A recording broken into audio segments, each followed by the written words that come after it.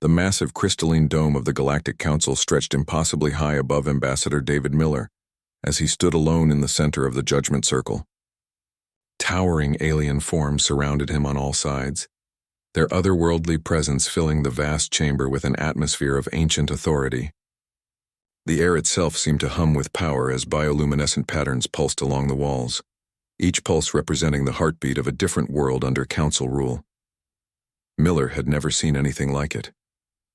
The delegation briefings had described the Council chambers, but nothing could have prepared him for the reality of standing before representatives of 3,000 civilizations. To his left, the serpentine Vorthak delegate coiled 20 feet into the air, her scaled body shimmering with patterns that spoke of disapproval. Across from him, the crystalline Nexari formed geometric shapes that hurt to look at directly. Behind them, gas cloud entities that called themselves the Ethereal Collective swirled in containment fields, their thoughts visible as lightning dancing through their translucent forms. High Chancellor Korath, a being whose species had ruled the galactic core for millennia, spoke from the elevated throne that dominated the chamber. His voice carried the weight of absolute authority as it echoed through translation matrices that made his words understandable to every species present, human. Designation David Miller, the Chancellor intoned, his four eyes focusing with disturbing intensity. Your species has awakened from 3 centuries of voluntary isolation. In that time, the galaxy has achieved unprecedented peace under Council guidance. Wars have ended. Resources flow efficiently.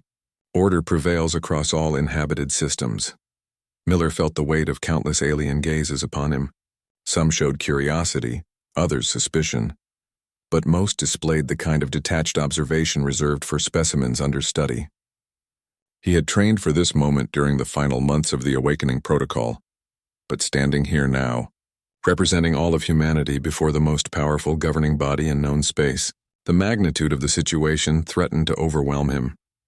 Chancellor Korath, Miller replied, his voice steady despite the circumstances. Humanity appreciates the Council's achievements. However, we did not request this tribunal. We simply announced our return to galactic society and requested recognition of our sovereign rights. A ripple of something like surprise passed through the assembled delegates.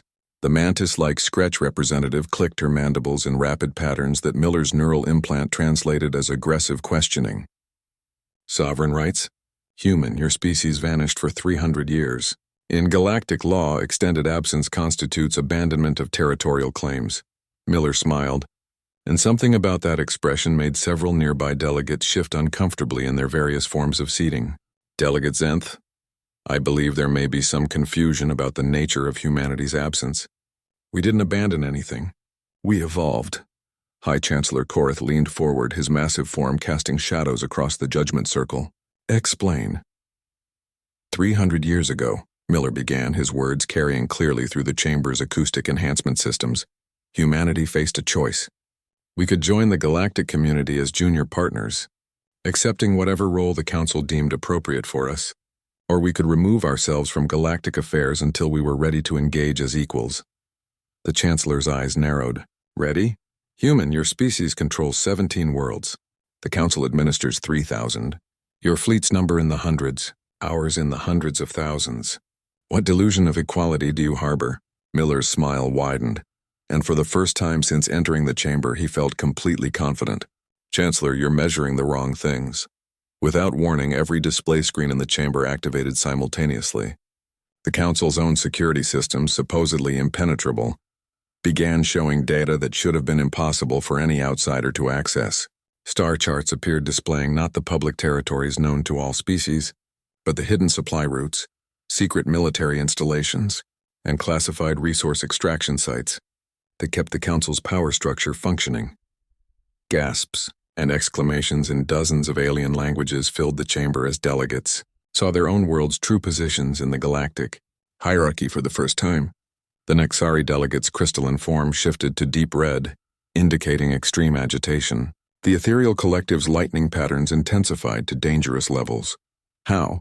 Chancellor Korath's voice had lost its confident authority, replaced by something approaching fear. Miller gestured to the displays around them. 300 years ago, humanity realized that the galaxy's problems weren't technological or military. They were informational. The Council maintained power not through superior force, but through control of information. So we spent 3 centuries learning. On Earth and 16 other human worlds, massive data centers hummed with activity as they processed information streams from across the galaxy. What the Council didn't know was that every human who had entered cryogenic sleep had been connected to a vast neural network, their minds working in parallel to solve the galaxy's greatest puzzle: how power really flowed through interstellar civilization. Learning what? The Vorthak delegate hissed, her scales now showing patterns of deep concern. Everything, Miller replied simply. We mapped your communication networks, analyzed your resource flows, studied your decision-making processes. We learned that the Council's peace isn't maintained through superior wisdom or benevolent guidance. It's maintained through carefully managed ignorance. The displays shifted to show communication intercepts, revealing how information was filtered and controlled before reaching various species. Trade agreements that appeared beneficial were shown to systematically disadvantage non-Council worlds. Military actions presented as peacekeeping operations were revealed as resource acquisition missions. This is classified information, Chancellor Korath growled, his forearms gesturing frantically as his security teams attempted to regain control of their systems. Accessing Council archives is an act of war. Miller shook his head. Chancellor, we didn't hack your archives. We simply observed what your own systems were already doing and drew logical conclusions. 3 centuries of patient observation tends to reveal patterns that daily participants miss. The chamber erupted in chaotic discussion as delegates began processing the implications of what they were seeing. Species that had believed themselves full partners in the galactic community discovered they were essentially well-treated subjects. Others found that conflicts they had blamed on ancient enemies were actually the result of Council manipulation designed to maintain favorable power balances. You're destabilizing the entire galactic order, the Scratch delegate accused, her mandibles clicking with agitation. No, Miller corrected, his voice cutting through the chaos with unexpected authority. We're revealing that the order you've accepted as natural is actually artificial. The question is, what are you going to do about it? High Chancellor Korath rose from his throne, his massive form radiating barely contained fury. What humanity has done here today constitutes an attack on galactic civilization itself. The consequences will be severe. Miller looked up at the Chancellor with an expression of genuine curiosity. Chancellor, in the past 3 hours since we began this presentation, how many acts of violence have occurred as a result of our information sharing? The question hung in the air as security reports flooded in from across the galaxy. The answer, impossible as it seemed, was 0. Instead of chaos and warfare, the revelation of hidden information had triggered something unprecedented. Honest conversations between species that had been manipulated into mistrust for centuries. The galaxy doesn't need your protection from the truth, Miller said quietly. It needs protection from those who would use ignorance as a weapon. As if responding to his words, reports began arriving that would change everything. Across the galaxy, species were beginning to communicate directly with each other for the first time in generations, bypassing Council mediation systems entirely. Trade negotiations that had been stalled for decades were suddenly resolving in hours. Border disputes that had simmered for centuries were dissolving as species realized they had more in common than they had been led to believe. The chamber fell silent as the magnitude of what was happening became clear. Humanity hadn't just returned to galactic society. They had fundamentally altered how galactic society functioned. Chancellor Korath's voice was barely a whisper when he finally spoke. What do you want? Miller's answer would echo through history. We want what we've always wanted. The right to choose our own destiny, and the opportunity to help others choose theirs. The galaxy's deadliest threat had indeed awakened. It was the threat to lies, to manipulation, to the comfortable illusion that freedom required surrendering choice to those who claimed to know better. And as the Council chambers buzzed with frantic activity, one thing became abundantly clear. Nothing would ever be the same again. The emergency session of the Galactic Council convened in a smaller, more secure chamber deep within the station's core. Unlike the grand ceremonial hall where humanity had made its shocking revelation, this room was built for crisis management. Holographic displays lined every surface, showing real-time data from across the galaxy as the Council's carefully maintained order began to unravel. Ambassador David Miller sat at a simple table in the center of the room, no longer treated as a supplicant, but as a negotiator whose words carried the weight of galactic transformation. Around him, the inner circle of council leadership struggled to comprehend the magnitude of what humanity had unleashed. High Chancellor Korath paced the perimeter of the chamber, his forearms gesturing frantically as reports flooded in. 17 sectors have suspended tribute payments, he announced to the assembly. The Altarian Mining Collective has declared independence from council oversight. The Vegan Trade Federation is demanding access to raw resource allocation data from the past century. Defense Minister Thale, whose crystalline form now pulsed an alarming shade of red, added to the litany of chaos. Our enforcement fleets are reporting widespread communication disruptions. Ship crews are questioning orders. Some vessels have simply stopped responding to command authority altogether. Miller watched the proceedings with calm interest, occasionally glancing at the data streams flowing across the wall displays. What he saw there filled him with a satisfaction he was careful not to show. The information cascade was proceeding exactly as humanity's centuries-long analysis had predicted. How? Chancellor Korath demanded, turning his four eyes on Miller with barely contained rage. How did you penetrate our security systems? How did you access classified council archives? Miller leaned back in his chair, his relaxed posture a stark contrast to the barely controlled panic around him. Chancellor, I think you're still not understanding what happened. We didn't hack anything. We didn't steal classified information. We simply observed. Observed what? Defense Minister Thale's crystalline form rang like a bell as his internal structures shifted with agitation. Everything, Miller replied simply. For 300 years while humanity slept, our automated systems watched and learned. We monitored every public communication, analyzed every trade transaction, tracked every resource movement.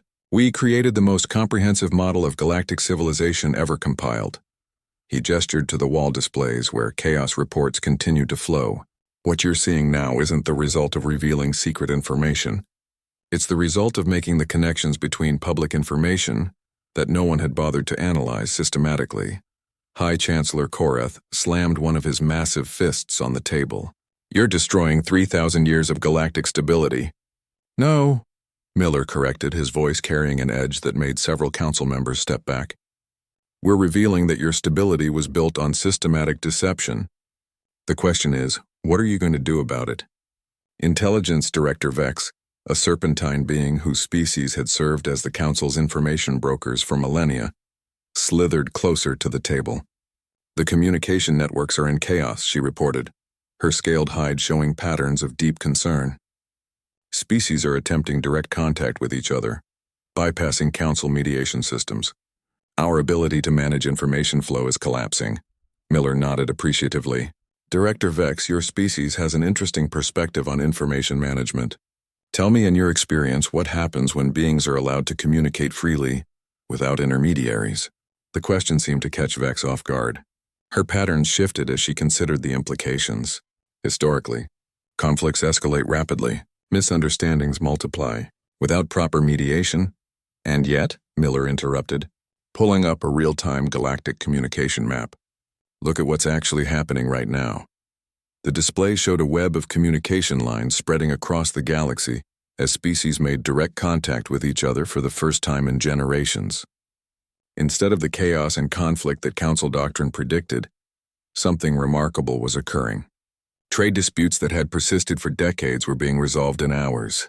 Territorial conflicts were dissolving as species realized they had been fighting over artificially scarce resources. Cultural exchanges were spontaneously developing between civilizations that had never been allowed meaningful contact.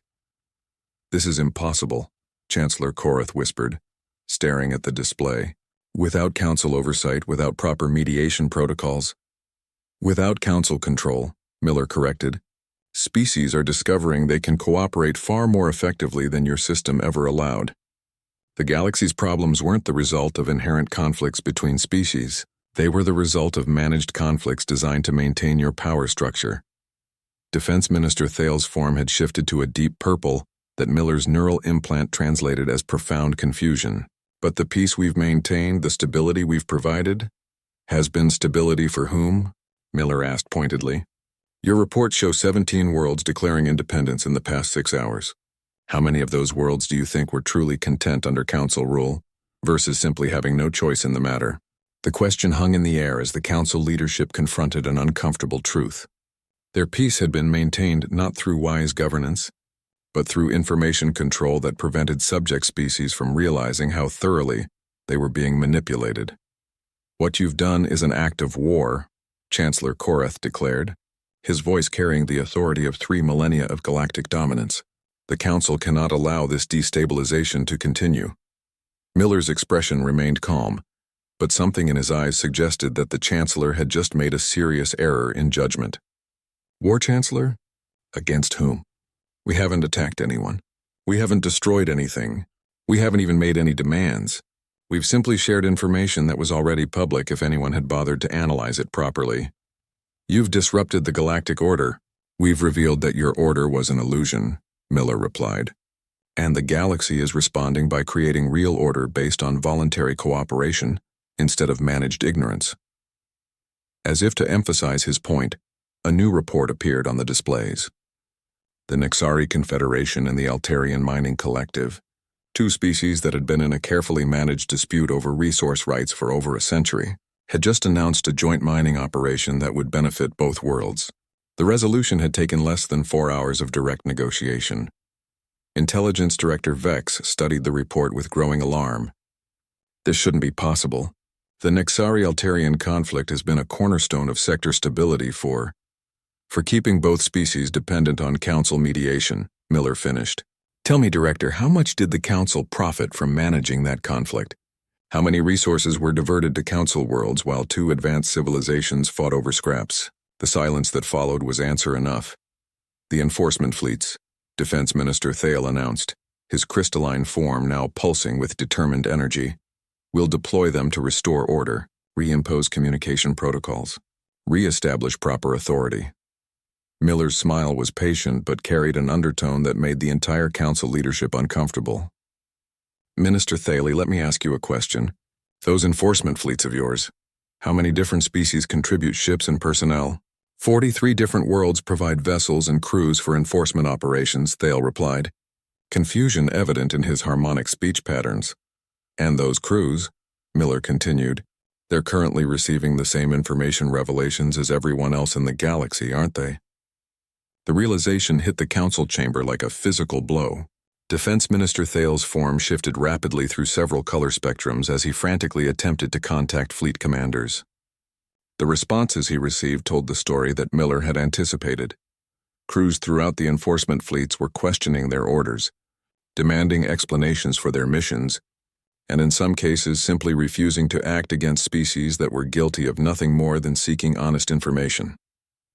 60% of the enforcement fleet has gone non-responsive, Thale reported, his voice hollow with shock. "Ship crews are demanding justification for their deployment orders. Some vessels are returning to their home systems to seek instructions from planetary governments rather than fleet command." Miller nodded with satisfaction. "Minister, you built your enforcement structure on the assumption that the crews would never question the righteousness of their missions. But when they're shown the real purpose behind those missions, this is chaos," Chancellor Korath declared. "This is the collapse of civilization itself."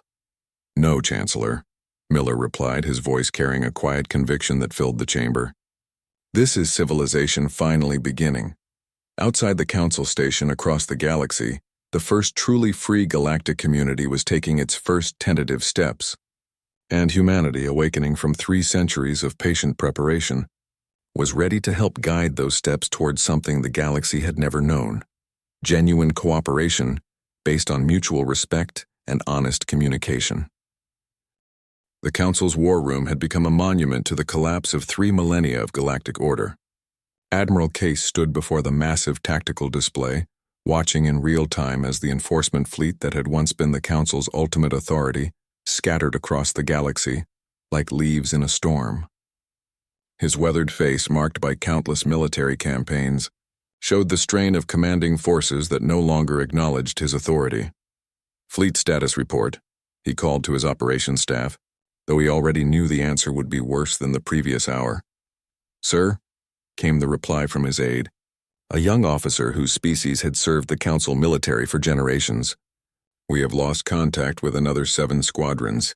The Martonian Defense Wing has declared neutrality and is escorting cargo vessels rather than responding to deployment orders. The Rigel Battle Group has requested permission to return home for what they're calling clarification of mission parameters. Admiral Casey turned from the display to face Ambassador Miller, who sat quietly in the corner of the war room observing the dissolution of galactic military power with calm interest. This is what you wanted, isn't it? The complete breakdown of order and security. Miller looked up from the datapad he had been studying, his expression showing genuine surprise at the question. Admiral, I'm curious about your definition of order and security. In the past 12 hours, how many beings have died as a result of what you call breakdown? The question caught Casey off guard. He consulted his tactical reports, checking casualty figures and conflict assessments. The answer, impossible as it seemed, was troubling in its implications. No reported casualties, he admitted reluctantly, but the potential for violence has decreased dramatically, Miller finished, gesturing to his datapad. Admiral, your own intelligence reports show that spontaneous conflicts have dropped to near zero as species begin communicating directly. Trade disputes that have simmered for decades are being resolved through simple conversation. Border tensions are dissolving as peoples realize they've been fighting over artificially created scarcity. High Chancellor Korath entered the war room, his massive form radiating the kind of barely controlled rage that had intimidated galactic leaders for centuries. The Outer Rim territories have declared complete independence, he announced to the assembled military leadership. 12 core worlds are demanding council restructuring. The Nexari Confederation has called for a new galactic constitutional convention. Miller set down his datapad and looked directly at the Chancellor. Chancellor Korath, may I ask you a question that might help clarify our situation? Speak, Korath growled, his forearms crossed in a gesture of hostile attention.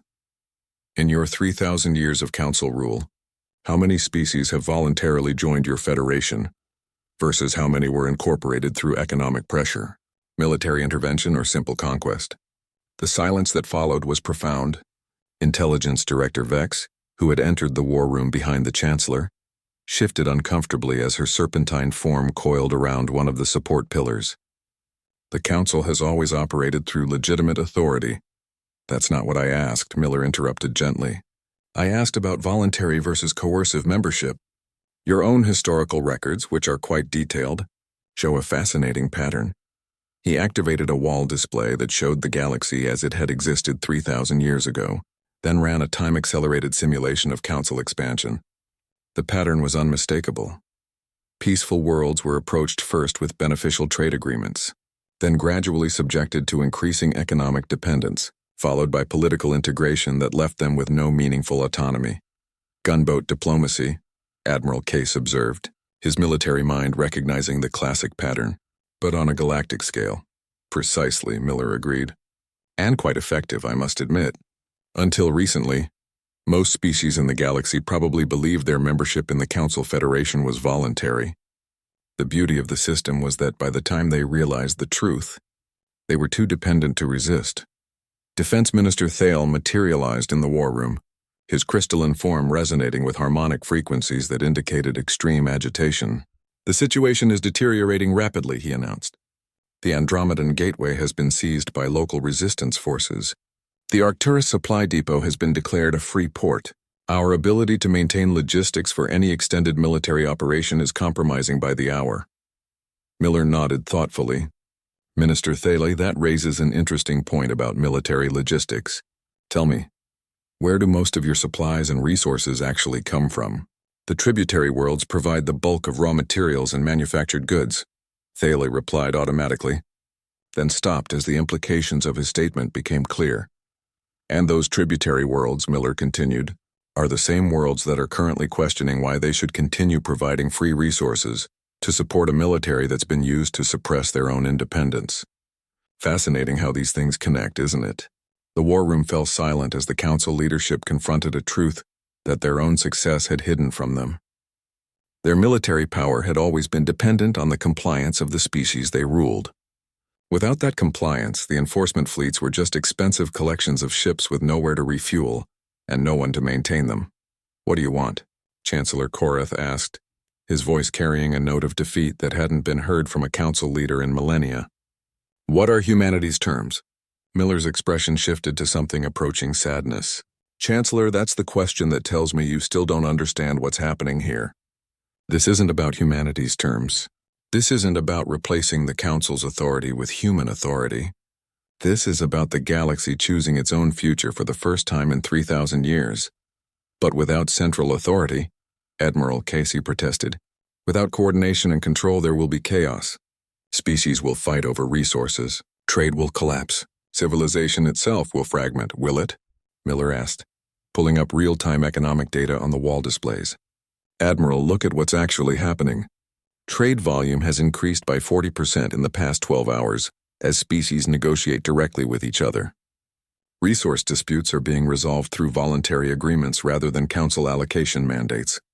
The Vegan Agricultural Collective just announced they're providing free food aid to the drought-stricken Altarian colonies because they want to, not because some regulation requires it. Intelligence Director Vex studied the data streams with growing amazement. This level of cooperative behavior shouldn't be possible without mediation and oversight. Species are naturally competitive, territorial. Are they? Miller asked. Or have they been kept competitive and territorial by a system that benefited from their conflicts? Director, your own psychological profiles of various species show remarkable capacity for cooperation when they're not being manipulated into competition over artificially scarce resources. The wall display shifted to show a new development that made everyone in the war room pause. The Nexari Confederation, historically one of the Council's most reliable military allies, had announced the formation of a mutual defense pact with 6 neighboring species, not against any external threat, but specifically to prevent any single power from imposing the kind of control the Council had maintained. They're organizing against us, Defense Minister Thale observed, his crystalline form ringing with harmonics of concern. No, Miller corrected. They're organizing against the idea of anyone controlling them the way you controlled them. There's a significant difference. Chancellor Korath's forearms gestured in frustration. If the Council falls, if our authority collapses, what happens to galactic civilization? Who maintains the trade routes? Who mediates disputes? Who explores new regions of space? Miller stood up, his movement drawing the attention of everyone in the war room. Chancellor, those are exactly the right questions. And for the first time in 3,000 years, the galaxy is going to get to decide the answers for itself. He gestured to the displays showing the spontaneous cooperation emerging across known space. The people who have been maintaining those trade routes, mediating those disputes, and exploring new regions all along. The difference is that now they'll be doing it for their own benefit and by their own choice, rather than for the Council's benefit under the illusion of choice. Admiral Casey looked at the tactical displays showing his scattered, ineffective fleets. And if we resist? If we attempt to restore order by force? Miller's smile was patient, but carried an undertone that made the entire Council leadership deeply uncomfortable. Admiral, that assumes you still have a force capable of effective resistance, but I think you'll find that's no longer the case. The galaxy's deadliest threat had proven to be not conquest or destruction, but liberation itself, and the Council was about to learn what that truly meant. The transformation of the Galactic Council chambers over the following weeks had been nothing short of revolutionary. Where once the imposing judgment circle had enforced a hierarchy that placed Council species above all others, now simple tables arranged in concentric circles allowed representatives from hundreds of worlds to meet as equals for the first time in millennia. Ambassador David Miller walked through the reorganized space, observing the remarkable sight of former enemies engaged in productive conversation. The Nexari representative, her crystalline form glowing with patterns that indicated curiosity rather than suspicion, was deep in discussion with a delegation from the Altarian Mining Collective about joint exploration ventures. Nearby, the Serpentine Vorthak delegate was sharing agricultural techniques with the fungal colonies of the Outer Rim. The sound that filled the chamber was something unprecedented in galactic history, the noise of genuine negotiation rather than imposed decree. It's remarkable, came a voice behind Miller. He turned to see High Chancellor Korath approaching, his massive form somehow seeming smaller than it had during the days of absolute authority. 3 weeks ago, I would have said this level of cooperation was impossible without strict oversight. Miller nodded, watching as a trade dispute between 2 species was resolved in minutes through direct conversation. Chancellor, may I ask what you've learned from observing this process? Korath was quiet for a long moment, his four eyes tracking the various negotiations taking place around them. That perhaps we never gave the galaxy's peoples enough credit for intelligence. That maybe the chaos we claimed to prevent was largely of our own making. That's a significant admission from someone who wielded absolute power for 3,000 years. Miller observed. Power, Korath repeated, the word carrying a note of irony. I'm beginning to understand that what we called power was really just control. And control, it turns out, is a much more fragile thing than we realized. Across the chamber, Intelligence Director Vex was presenting a comprehensive report to an assembly that would have been unthinkable under the old system. Her serpentine form coiled around a central platform as holographic. Displays showed data that had been classified at the highest levels just weeks before. The resource allocation patterns over the past 3 centuries, she was explaining to the mixed audience of species representatives, show systematic extraction from peripheral worlds to support core council infrastructure. The Altarian system alone provided enough rare minerals to build 14 Dreadnought-class vessels, yet received in return industrial technology that was already 50 years obsolete. A delegate from Altair rose to respond, his bioluminescent patches flickering with controlled anger. Director Vex, our people have been asking for advanced manufacturing capabilities for 2 centuries. We were told that our technological development needed to proceed gradually for our own protection. Vex's scales showed patterns that Miller's neural implant translated as profound embarrassment. Delegate Thorne, the truth is that advanced manufacturing capabilities would have made Altair economically independent. The Council's advisors determined that such independence would disrupt the existing resource flow patterns. The admission sent ripples of conversation through the chamber as delegates began to understand the true scope of their exploitation. Yet remarkably, the mood was not one of rage or calls for revenge, but of determination to build something better. Miller approached the central platform where Vex was concluding her presentation. Director, I'm curious about something. In your intelligence reports, how did you classify the various species' capacity for self-governance? Vex consulted her data files, her movements showing the careful precision of someone who had spent a lifetime managing classified information. Most species were classified as requiring varying degrees of guidance and oversight. Only the core council species were considered capable of independent decision-making. And what was that assessment based on? Performance metrics, Vex replied automatically, then paused as she realized the implications of her answer. Performance metrics that were measured within a system specifically designed to limit independent action. The recognition was spreading through the chamber as species representatives began to understand the circular logic that had justified their subjugation. They had been classified as incapable of independence precisely because they had been prevented from exercising independence. Defense Minister Thale materialized near Miller, his crystalline form resonating with frequencies that indicated a mixture of admiration and concern. Ambassador, the military reorganization is proceeding ahead of all projections. Former enforcement fleet personnel are establishing voluntary defense cooperatives throughout the galaxy. Voluntary, Miller repeated, emphasizing the word. How does that compare to the efficiency of the old system? That's what concerns me, Thale admitted. Response times have improved by 30%. Resource efficiency is up by nearly 50%. Personnel morale has reached levels we never achieved under centralized command. It should be impossible. Miller smiled at the familiar refrain. Minister, what made you believe it should be impossible? Thale's form shifted through several color spectrums as he processed the question. Because cooperation requires coordination, and coordination requires authority, and authority requires hierarchy. Does it? Miller asked. Or does effective cooperation require shared purpose, mutual respect, and honest communication? Things that hierarchical authority often actively prevents? Admiral Casey joined their conversation, his weathered features showing the strain of adapting to a completely new paradigm of military organization. The voluntary defense cooperatives are requesting technical assistance from the former council fleets, he reported.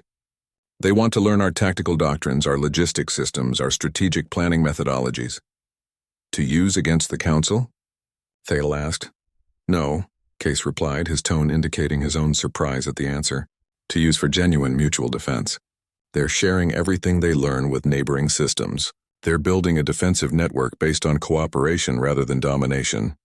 Miller nodded approvingly. Admiral, how does that make you feel as someone who spent his career in the enforcement forces? Case was quiet for a long moment. Proud, he finally admitted. For the first time in my career, I feel like my military experience is being used to actually protect people rather than to maintain control over them. The conversation was interrupted by an announcement that drew everyone's attention to the central displays. High Chancellor Korath was addressing the assembly, but not from his traditional position of elevated authority. Instead, he stood among the delegates, just another voice in the conversation.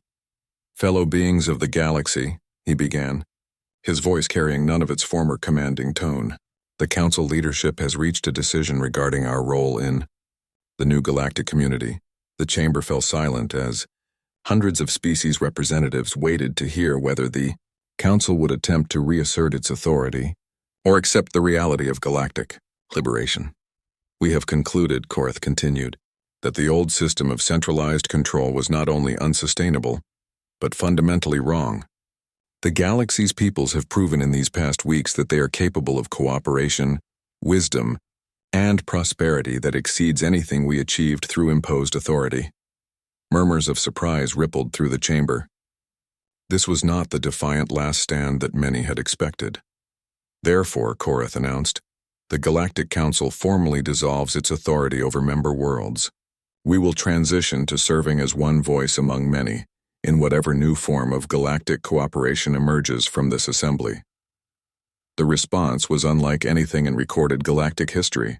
Instead of celebration or triumph, the chamber filled with something more profound. The sound of beings working together to build something entirely new. Miller watched the proceedings with deep satisfaction, but also with awareness that the hardest work was just beginning. Destroying an oppressive system was relatively simple compared to building a just one, but for the first time in 3,000 years, the galaxy had the opportunity to try. The deadliest threat had indeed proven to be liberation itself, and the galaxy was rising to meet the challenge of freedom with wisdom that surprised even humanity's careful planners. The real work of building a free galactic civilization was about to begin. 6 months after the dissolution of the Galactic Council's authority, the former seat of galactic power had been transformed into something unprecedented in the history of interstellar civilization. The massive station that had once enforced the will of a few upon the many now served as a voluntary meeting place where any species could contribute to the collective wisdom of a truly free galaxy. Ambassador David Miller stood in what had once been the Council's private war room, now converted into a coordination center for galactic emergency response.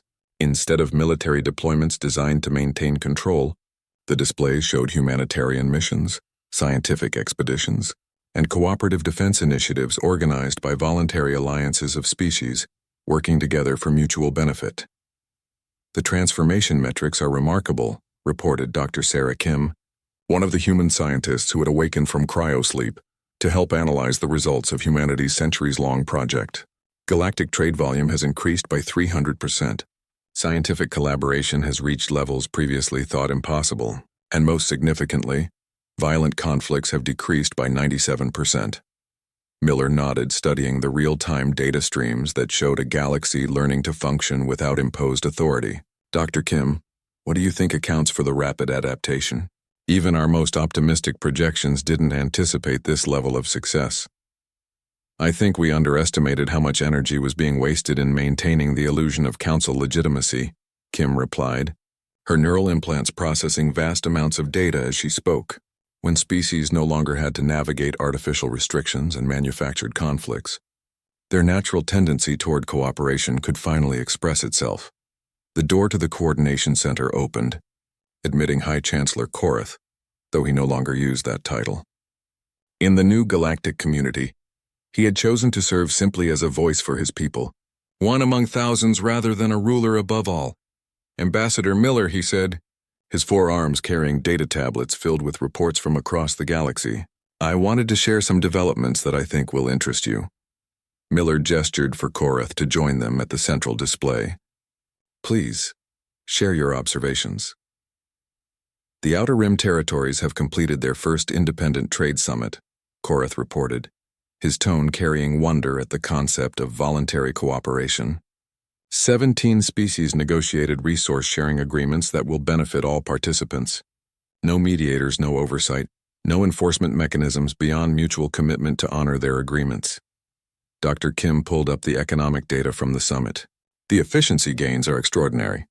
By eliminating the tribute requirements and bureaucratic overhead of the old system, these species are achieving prosperity levels that would have taken centuries under council rule. But more importantly, Korath continued, they're sharing their successful models with other regions. The cooperative frameworks they've developed are being adopted voluntarily by species throughout the galaxy. Miller smiled at the familiar pattern, the spread of effective governance through example rather than imposition. It's remarkable how quickly good ideas propagate when they're not forced upon people. Intelligence Director Vex entered the coordination center, her serpentine form moving with the fluid grace that characterized her species. In the months since the Council's dissolution, she had become one of the most effective facilitators of interspecies communication, using her information management skills to help rather than control. Ambassador, she announced, I have a report that demonstrates just how profoundly things have changed.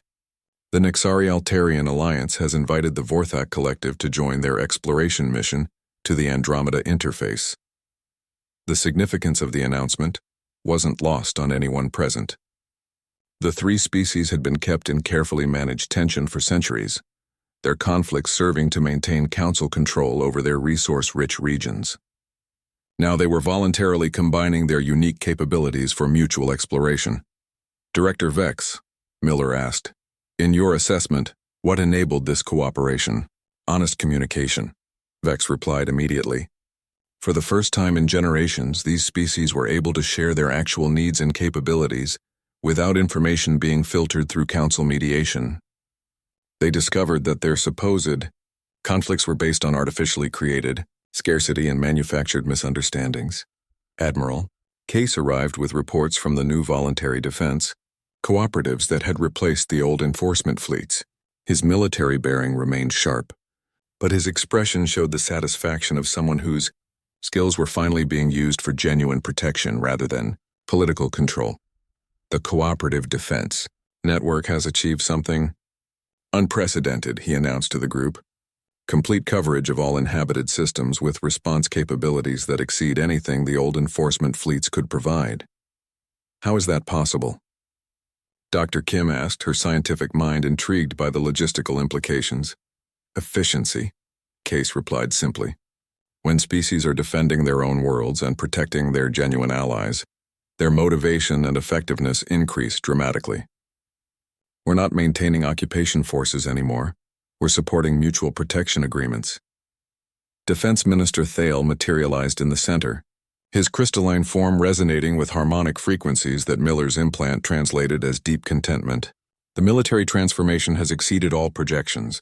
Former Council enforcement personnel are leading training programs throughout the galaxy, teaching defensive strategies to species that were previously prohibited from developing their own security capabilities. And the result? Miller asked. The result is a galaxy that's actually secure for the first time in millennia, Thale replied. Not secure through suppression and control, but secure through cooperation and mutual support. The group's attention was drawn to the central displays as a new development appeared in the data streams. The former council worlds themselves were announcing a massive reparations program, voluntarily redistributing the wealth they had accumulated through centuries of extraction from subject species. The Great Redistribution, Korath explained, his voice carrying a note of pride. My people and the other former council species have concluded that true prosperity requires the prosperity of all. We're sharing our advanced technologies, opening our educational institutions, and providing resources to help previously suppressed worlds achieve their full potential. Miller felt a deep satisfaction at seeing the pattern complete itself. Korath, what motivated this decision? The realization that our wealth was never truly ours, Korath replied. It was extracted from others through systems we convinced ourselves were legitimate. Real prosperity can only come from genuine cooperation, not from disguised exploitation. Dr. Kim was monitoring communication networks across the galaxy, her enhanced cognition processing the vast flows of information that now moved freely between species. The knowledge sharing that's occurring is unprecedented. Medical breakthroughs, technological innovations, cultural insights, everything is being shared openly. The rate of galactic advancement has increased exponentially. It makes sense, Miller observed. When you're not spending enormous resources on maintaining control systems and artificial scarcities, that energy becomes available for actual progress. Admiral Vex approached the group with a report that carried special significance. Ambassador, we've received a message from the Deep Survey Corps. They've made contact with civilizations beyond our galaxy who are interested in establishing trade and cultural exchange relationships. And our response? The galaxy has collectively agreed to pursue these relationships as equals and partners, Vex replied. No single species or group will represent the galaxy. We'll approach these new civilizations as a community of free peoples. Miller looked around the coordination center at the beings who had once ruled through fear and control, now working as partners in building something better. The transformation was complete, but it was also just the beginning. The question now, he said to the group, is what we'll accomplish together that none of us could have achieved alone. Outside the station, across the galaxy, trillions of beings were discovering the answer to that question every day. Free peoples, cooperating by choice rather than compulsion, were achieving wonders that had been impossible under authoritarian rule. Humanity had indeed proven to be the galaxy's deadliest threat. The threat to tyranny, to exploitation, to the comfortable lie that freedom was too dangerous to risk. And in proving that threat real, they had given the galaxy the greatest gift possible, the chance to discover its own unlimited potential. The galaxy was finally awake, and it was magnificent.